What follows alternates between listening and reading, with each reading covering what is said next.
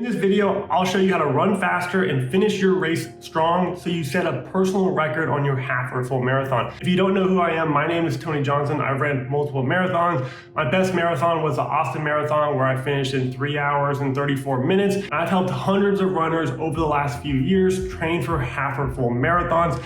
And the exact same things I help my clients with is exactly what I'm going to show you in this short training. It has been proven time and time again, so make sure you take some notes, pay attention, and more importantly, implement what you learn, because if you do this, I promise you, you're gonna run faster and finish your race strong. So enjoy the video. How to run faster and finish your marathon strong without running a single mile more. So what usually happens is someone will run a marathon, maybe let's say they ran this one in 5 hours, and then they'll want to run another one and beat that time. Maybe they want to finish it in 4 hours and 30 minutes. And the question is, how do you shave off that 30 minutes so you can set a PR? And what most will do is they think you got to run more. More is better. And so they'll run 5+ times a week. They'll run speed intervals. Maybe they'll run some more hills, thinking if I run hills, my legs will get stronger and that will help, which is it's true, but there's a more effective and efficient way. And I'll talk about that in a sec. And then also they won't do any strength training. And if they are, it's usually pretty lightweight. It may only be 10 minutes, 15 minutes. And there's a better way to do that too. So I'll break all this down for you. And the problem with that approach is often it can lead to overuse injuries. If you run every single day and you run more miles than you have before, well, it could lead to overuse injuries, runner's knee, plantar fasciitis, shin splints, just because of the wear and tear and the pounding on the pavement over and over and over again. It could lead to burnout, right? Or overtraining if you don't enjoy it and this is just a hobby for you and it's just something you want to do, but it's not something that you do for a living. Well, running every single day, 40, 50 miles a week is very time consuming. And if you don't enjoy it, it could lead to burnout where you stop running in general. And oftentimes it doesn't work, because if you're just running a bunch of unnecessary miles, well, it might not equate to actually getting stronger and getting to where you want to be. And then lastly, you just end up running a bunch of unnecessary miles, also known as junk miles, where you could be using that time to do other things like lifting weights, which I'll talk about here in a sec, but instead you're just running more and more miles and it's not getting to you where you want to be. Think of it like a needle, right?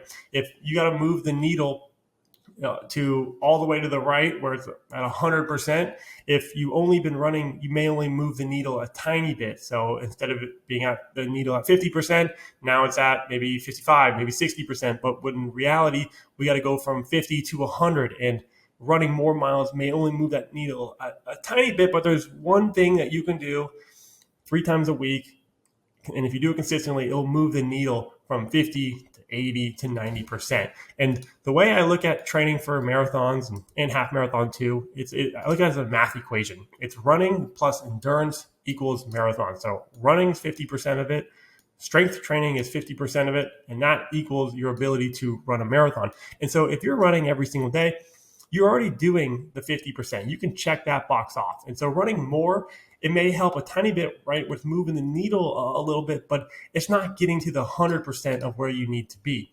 And so the second part of that equation, which most neglect or do very little of, is the strength part. That's the strength training. And if you do both, well, that's when you're able to run your goal marathon time. For me, I ran my first marathon in 3 hours and 53 minutes, and I wanted to get down to that 3:30-ish time. I didn't run more miles. I kept my distance the same. I just focused even more on the strength training.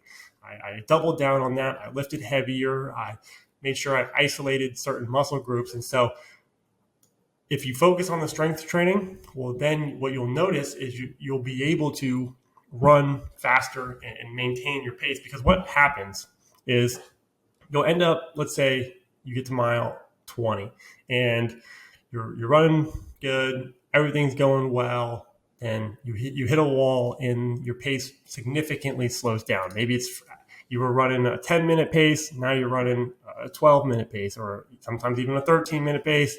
In worst case, you're walking, right?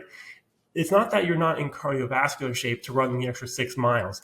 The issue is being able to maintain your pace, that 10-minute pace for the extra 6 miles. And that comes down to physical strength.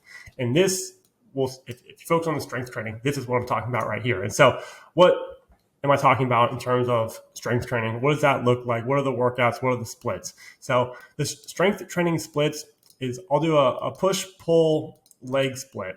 And what that is push day. I usually do that on a Friday. Push day is chest, shoulders, triceps. Pull day is back and biceps. And a leg day, your quads, glutes, hamstrings, and calves. And for this specific video, I'll talk about a leg workout because of the three, the leg workout is by far the most important. I think it's the one that's going to move the needle the most and really check off the strength box. Now, all three of them are important, and training your entire upper body and is important, but the one that's going to correlate the best is the legs. And so here's a typical leg workout. I mean, I have dozens of leg workouts I do in different variations or whatnot, but a very common, simple one that you can do at the gym. And that's another thing, I definitely recommend getting a gym membership. You can get a $10, $15, $20 a month gym membership. And the reason is because you simply have more equipment, heavier weights, you can more attachments type of thing. Because if you're doing your home workouts and maybe you only have hand weights or 5-pound dumbbells, 10-pound dumbbells, you get to the point where the weight you're using isn't heavy enough and you're not able to actually get stronger and achieve progressive overload. You just essentially are just kind of going through the motions and wasting your time. Whereas in the gym, you have essentially unlimited amount of weight, and well, at least for you per se, and it will always allow for you to get stronger, break down the muscle and whatnot. And so here's a typical leg workout: is start off with leg press, and then go on to do a dumbbell cannonball squat. And you guys can look up all these videos, or if you guys comment down below, I'll make sure to create a video demonstrating each and every exercise. But the first one would be a leg press. It's a leg press machine, and then doing a dumbbell cannonball squats. This is the one where you're essentially so I elevate my feet for this one. So I'll put my heels on a plate. My feet are pretty close together, and then I'll be holding the weight in front of me, so like this. And it's a variation of a front squat, but with the dumbbell. Hamstring curls is the next exercise to really strengthen your hamstrings. This is one where you're laying down. It's a machine where you essentially have your feet. Oh, that's really your Achilles on the pad, and then you, I guess, extend it'd be a curl. You curl your feet to your butt there, and then dumbbell walking lunges.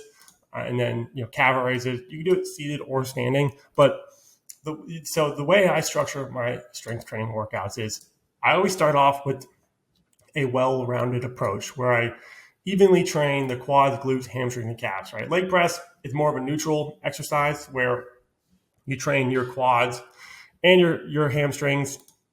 And depending on foot placement, you can isolate more of the quad or more of the hamstring, but for the most part, I do a neutral stance. So you'll train your both dumbbell cannonball squats.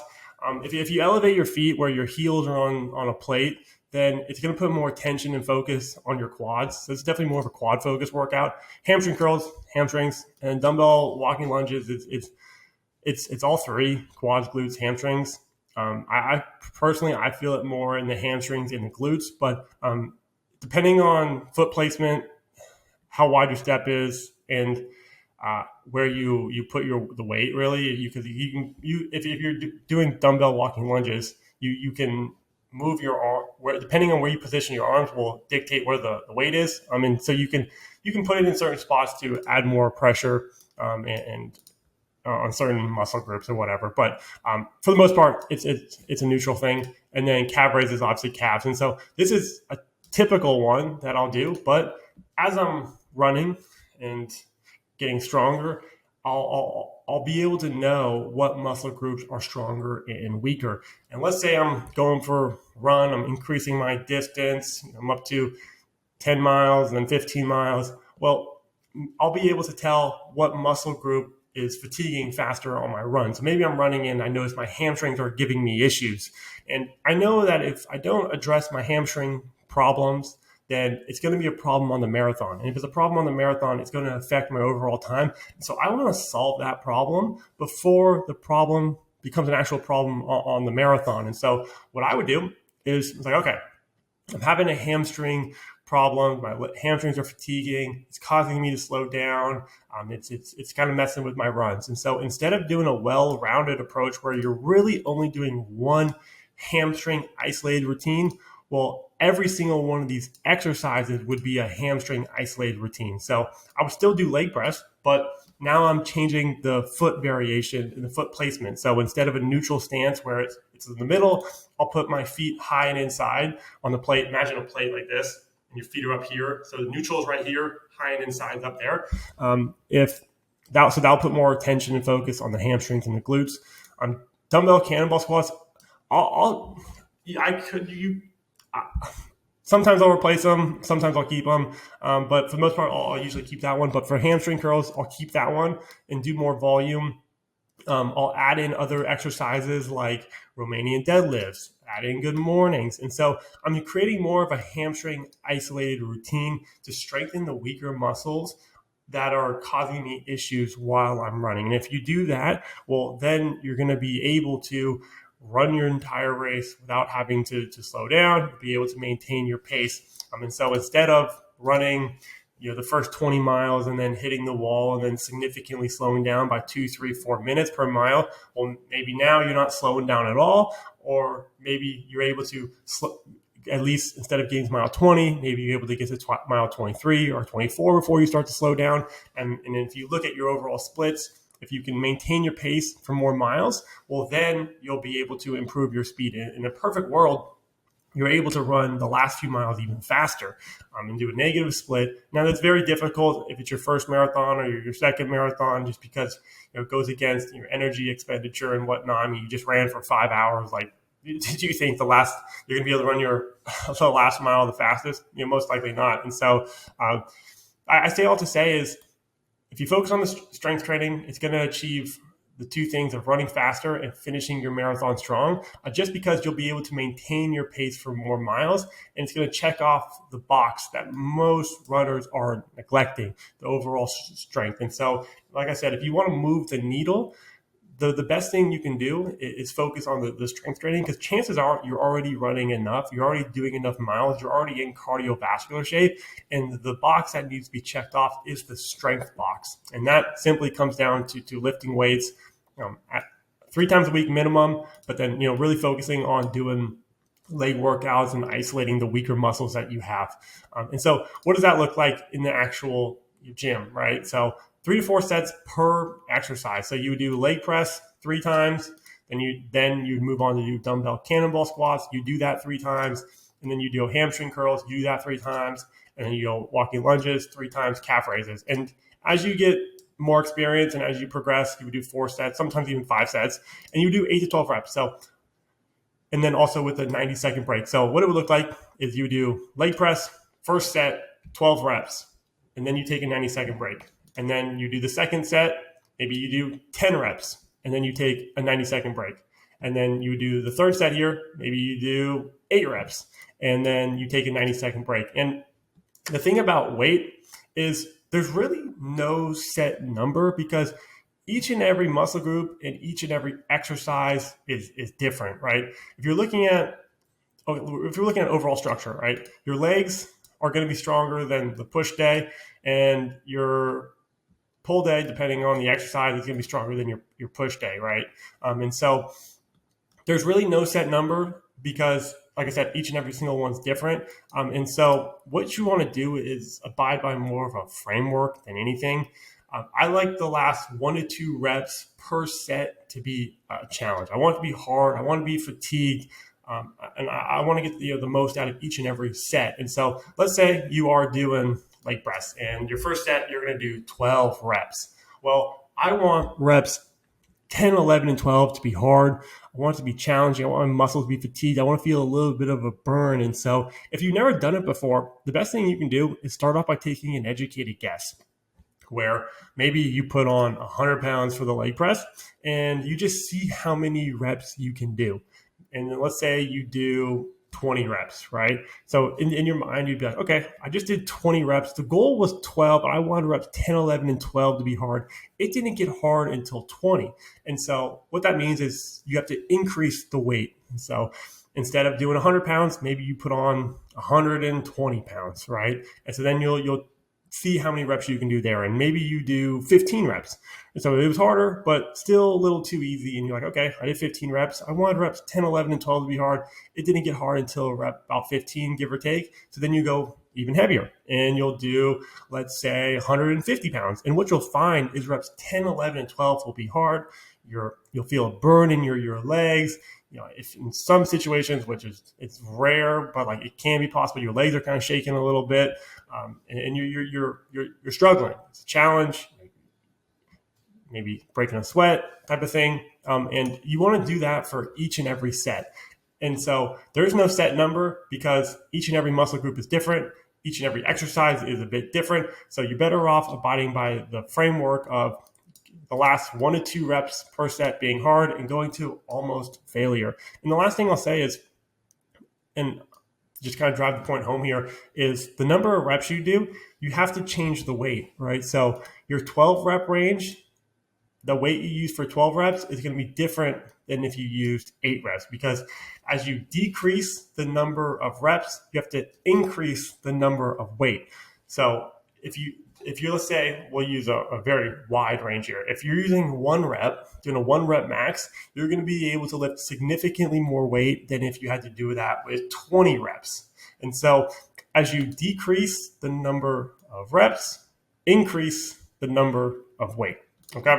And so that's what a typical workout would look like. You'd want to do that every single week. Each workout is about 45 minutes to an hour, give or take. So you'd want to do essentially three strength training workouts. You would do 45 to an hour of a push day, which is chest, shoulders, triceps, 45 to an hour of leg day. And this is a good leg workout to start off with. And then pull day, 45 minutes to an hour. So 3 days of lifting per week. And if you do that and you do it consistent and with the right intentions and intensity, and you do it for an extended period of time, what you're going to notice is you're going to be able to run faster. You're going to feel stronger. You're going to be able to maintain your pace for more miles. So instead of maybe on a half marathon, getting tired at mile 10, you'll be able to run the entire race. Like the goal with strength training and get stronger, and the way I think about it is, I want to be so strong that it's unreasonable for me to slow down until I cross the finish line. Now, it's a little bit of over exaggeration because you'll slow down by maybe a few seconds, give or take, but that's the overall goal. And so if you just ran a half marathon and you notice that your pace significantly slowed down at mile 10 and you didn't quite get to mile 13, well, we know that the difference, the delta here is the strength training. And so we really got to focus on getting stronger. And then if you get stronger, you're not going to hit a wall. You'll be able to run the entire 13 miles of the first, or the entire 26.2 miles, and you'll be able to finish your race strong. Some people, you may have experienced it yourself. You will get to mile 10, 12, maybe in the very last mile 13, start to slow down. Maybe you're walking a little bit, and it could feel like you're going to cross the finish line like a zombie from The Walking Dead or something. And so really focusing on the strength training, building up in the strength in your legs, it's going to help you finish your race strong. You're going to feel good. And ultimately, most importantly, you'll be able to set a PR. So I hope you enjoyed this video.